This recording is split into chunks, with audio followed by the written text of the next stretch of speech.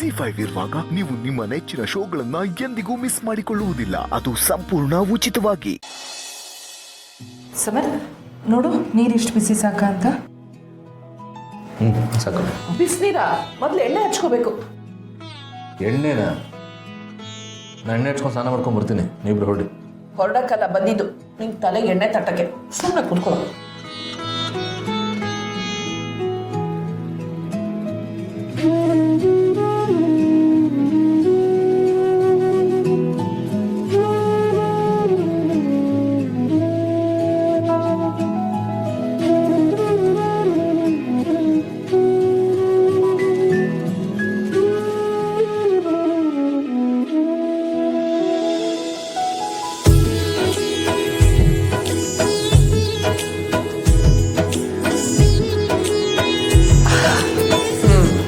ನಾನು ಎಣ್ಣೆ ಹಚ್ಚಿದ್ದಾಯ್ತು, ನೀರು ಹಾಕ್ಬಿಡಮ್ಮ. ಬಾಸು, ನೀನು ನನಗೆ ಎಣ್ಣೆ ಹಾಕ್ತಲ್ವಾ? ಓಹೋ, ಆ ಆಸೆ ಬೇರೆ ಇದೆಯೋ ತಮಗೆ? ಇಲ್ಲದೆ ಇರುತ್ತೆ. ನೀನು ನನಗೆ ಸ್ನಾನ ಮಾಡಿಸಿದ್ರು ಓಕೆ. ನೀನೇ ನನ್ನ ಕಣ್ಗೆ ಚಿಕ್ಕ ಮಗು ಥರ ಕಾಣಿಸ್ತಿಲ್ಲ. ಆಯಿತು, ನೀವು ಸ್ವಲ್ಪ ಎಣ್ಣೆ ಹಾಕ್ಬಿಟ್ಟು ಸ್ನಾನ ಮಾಡಿಸ್ಬಿಡು.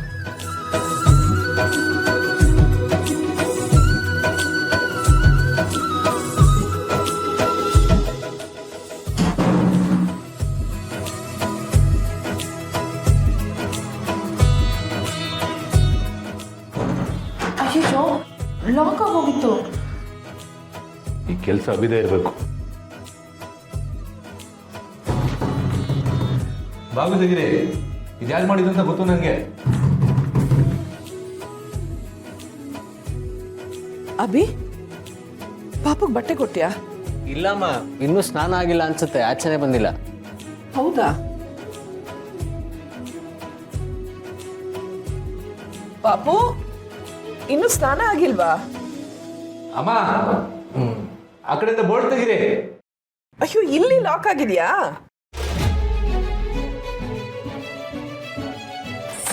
ಅದು ನಾವು ಒಳಗಡೆ ಇದ್ದಾಗ ಆ ಕಡೆಯಿಂದ ಯಾರೋ ಡೋರ್ ಲಾಕ್ ಮಾಡಿದ್ರು. ಓಹೋ, ಅಂತ ಕಳ್ರು ಯಾರಿದಾರೆ ಈ ಮನೇಲಿ? ತುಂಬಾ ದಿನ ದೂರ ಇದ್ರಲ್ಲ, ಅದಕ್ಕೆ ಅವ್ರಿಗೆ ಪ್ರೈವಸಿ ಕೊಡೋಣ ಅಂತ ನಾನೇ ಲಾಕ್ ಮಾಡಿದೆ. ಪುಟ ಬಾ.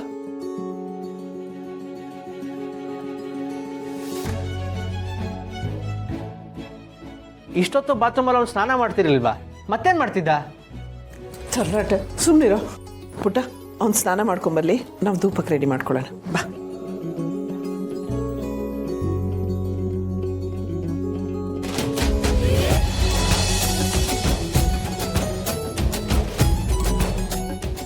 ಬಾ ಪಾಪು, ಕೂತ್ಕೊಡೋ.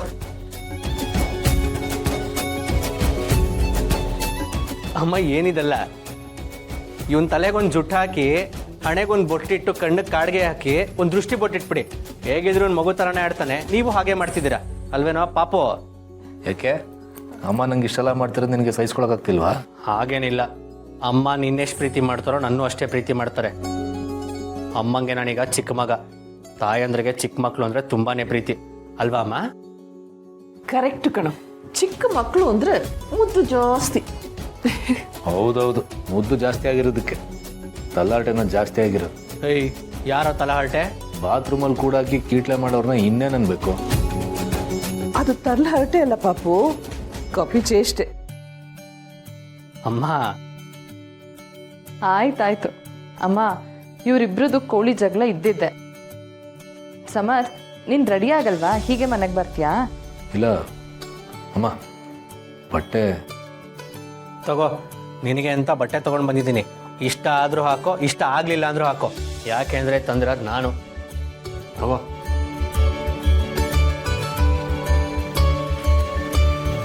ಏನ್ ಪಾಪು, ಅವನು ಈ ರೀತಿ ಮಾತಾಡಿದಕ್ಕೆ ಬೇಜಾರಾಗ್ಲಿಲ್ಲ ನಿನ್ಗೆ? ಬರೀ ಬೇಜಾರ ಅಮ್ಮ, ಕೋಪ ಬರುತ್ತೆ, ರಕ್ತ ಕುದಿಯುತ್ತೆ ಅಲ್ವಾ ಸಮರ್? ಅಭಿ ಮಾತಾಡಿದ್ರೆ ನಿನಗೆ ಹೀಗೆ ತಾನೇ ಆಗ್ತಾ ಇದ್ದಿತ್ತು. ನಾನು ಆಗ ಅವನ್ನ ತಪ್ಪಾಗಿ ತಿಳ್ಕೊಂಡಿದ್ದೆ ಅಂತ ಅನ್ಸುತ್ತೆ, ಅಥವಾ ಅವನು ಅದೇ ರೀತಿ ಆಡ್ತಿದ್ದ ಅಂತ ಅನ್ಸುತ್ತೆ.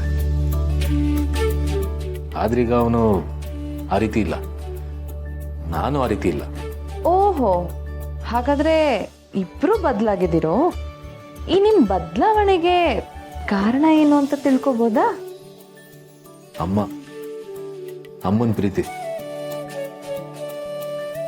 ತಾಯಿ ಪ್ರೀತಿ ಎಂಥವನ್ನಾದ್ರೂ ಬದಲಾಯಿಸ್ಬಿಡುತ್ತೆ. ಸರಿ ಸರಿ, ಅದೆಲ್ಲ ಆಮೇಲೆ ಮಾತಾಡ್ಬೋದು. ಮೊದಲು ರೆಡಿ ಆಗ್ಬಾ, ಊಟ ಮಾಡುವಂತೆ.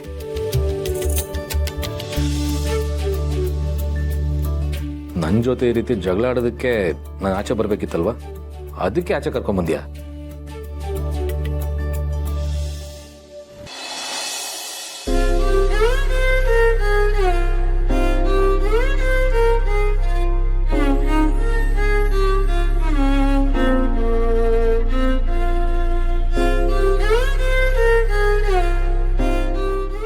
ನಿನ್ ಕಂಬಿ ಹಿಂದೆ ನೋಡೋದಕ್ಕೆ ತುಂಬಾ ಹಿಂಸೆ ಆಯ್ತು ಪಾಪು.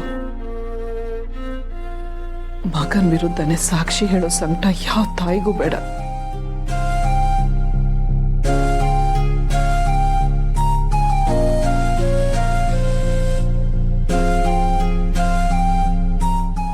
ನನ್ನಿಂದ ನೀನು ಧರ್ಮ ಸಂಕಟ ಅನುಭವಿಸಂಗಾಯ್ತು. ನನಗೆ ಕ್ಷಮಿಸ್ಬಿಡು ಅಮ್ಮ. ನನ್ನಿಂದ ನೀನು ತುಂಬ ನೋವು ಪಟ್ಬಿಟ್ಟೆ. ಇಲ್ಲ ಪಾಪು, ನೀ ಮಾಡಿದ ತ್ಯಾಗದ ಮುಂದೆ ನನ್ನ ನೋವು ಏನೂ ಇಲ್ಲ. ಆದರೂ ನೀನು ಮಾಡಿದ್ದು ತಪ್ಪು ಸಮರ್ಥ. ಮಧುವರೇ, ಏನ್ ಹೇಳ್ತಾ ಇದ್ದೀರಾ? ಹೌದು ತುಳಸಿಯವರೇ, ಕಾನೂನಿಗೆ ನಾವೆಲ್ಲರೂ ಗೌರವ ಕೊಡಲೇಬೇಕು. ನಿಧಿ ತಪ್ಪು ಮಾಡಿದ್ರೆ ಅವಳಿಗೆ ಶಿಕ್ಷೆ ಆಗಬೇಕು. ಆದರೆ ನಿಧಿ ತಪ್ಪನ್ನು ತನ್ನ ಮೇಲೆ ಹಾಕ್ಕೊಂಡು ಸಮರ್ಥ ಶಿಕ್ಷೆ ಅನುಭವಿಸೋದು ನ್ಯಾಯ ಅಲ್ಲ. ನಾನು ಮಾಡಿದ್ದು ಕಾನೂನು ಪ್ರಕಾರ ತಪ್ಪೇ ಇರ್ಬೋದು, ಆದರೆ ಒಬ್ಬ ಅಣ್ಣನಾಗಿ ನನ್ನ ಮನಸ್ಸಾಕ್ಷಿಗೆ ನಾನು ಮಾಡಿದ್ದು ಸರಿ ಅಂತ ಅನಿಸಿದೆ. ಕೇಳಿದ್ರ ಮಾಧವರೇ, ನಿಧಿ ನಮ್ಮನೆ ಮಗಳು. ಅವಳಿಗೆ ಯಾವ ಕಷ್ಟಗಳು ಬರಬಾರ್ದು ಅಂತ ಅವಳು ಕಾವಲಾಗಿ ಇದುವರೆಗೂ ಇಬ್ರು ಅಣ್ಣಂದ್ರಿದ್ರು. ಈಗ 3 ಜನ. ಮನೆ ಮಗಳನ್ನ ಉಳಿಸ್ಕೊಳ್ಳೋದಕ್ಕೆ ಪಾಪು ತಗೊಂಡಿದ್ ನಿರ್ಧಾರ ತಪ್ಪು ಅಂತ ನನಗೂ ಅನ್ನಿಸ್ತಾ ಇಲ್ಲ. ತುಳಸಿಯವರೇ, ಸಮರ್ಥ ಕೂಡ ಈ ಮನೆ ಮಗನೇ. ನಿಧಿ ತಪ್ಪು ಮಾಡಿದಾಳೆ ಅಂತ ಗೊತ್ತಾದಾಗ ನಮಗೆಷ್ಟು ಬೇಜಾರಾಯಿತೋ, ಸಮರ್ಥನ ಕಂಬಿಯಿಂದ ನೋಡಿ ಅಷ್ಟೇ ಬೇಜಾರಾಯಿತು ನನಗೆ. ತಂಗಿಯನ್ನು ಉಳಿಸ್ಕೊಳ್ಳೋದು ಅಣ್ಣಂದ್ರ ಕರ್ತವ್ಯ ಅಂತ ಹೇಗೆ ಇವನು ಹೇಳ್ತಾ ಇದ್ದಾನೋ, ಹಾಗೆ ಮಕ್ಕಳನ್ನು ಕಾಪಾಡ್ಕೊಳ್ಳೋದು ತಂದೆ ತಾಯಿಯಾಗಿ ನಮ್ಮ ಕರ್ತವ್ಯ ಕೂಡ ಅಲ್ವಾ? ನನಗೆ ನನ್ನ ಮಕ್ಕಳನ್ನು ಯಾವುದೇ ಕಾರಣಕ್ಕೂ ಬಿಟ್ಕೊಡೋದಕ್ಕೆ ಇಷ್ಟ ಇಲ್ಲ. ಅದು ನಿಧಿನೇ ಆಗಿರ್ಬೋದು, ಅವಿ, ಸಮರ್ಥ್, ಸಂಧ್ಯಾ, ನನಗೆಲ್ಲರೂ ಒಂದೇ. ಈ ಮಕ್ಕಳೆಲ್ಲ ನಮ್ಮ ಎದೆಗೂಡಲ್ಲಿರುವ ಪುಟ್ಟ ಹಕ್ಕಿಗಳು. ಇವರಲ್ಲಿ ಯಾರಿಗೇ ನೋವಾದರೂ ಆ ನೋವು ನೇರವಾಗಿ ಇಲ್ಲಿಗೆ ನಾಟತ್ತೆ.